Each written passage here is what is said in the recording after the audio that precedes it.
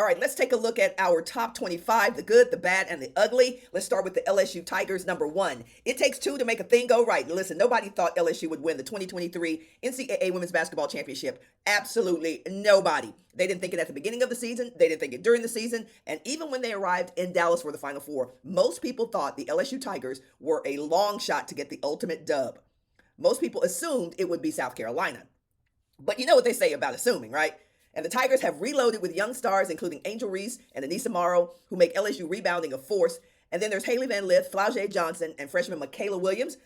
Other than that, maybe a few potential losses will happen in the SEC. LSU should be in the top five all season long. The Tigers roll into the NCAA tournament with either an SEC regular season or SEC tournament title. I don't think they'll win both, but I do see them getting back to the Final Four, barring any injuries.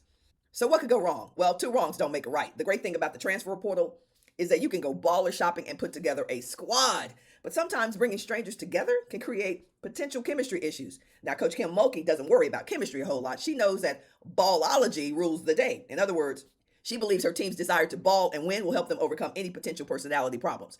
Maybe. I've watched this game for over 30 years, and I've seen teams who allow their egos to keep them from the ship. Not saying that'll happen in Baton Rouge or Baton Rouge, but definitely something to keep on the radar. Overall, I believe LSU's success will come down to the development and buy-in of three players. Angel Reese, who needs to develop her postgame on the box. Flau'jae, who needs a more consistent three ball. And Hailey Van Lith, who needs to balance feeding her superstars the ball while remaining a scoring threat.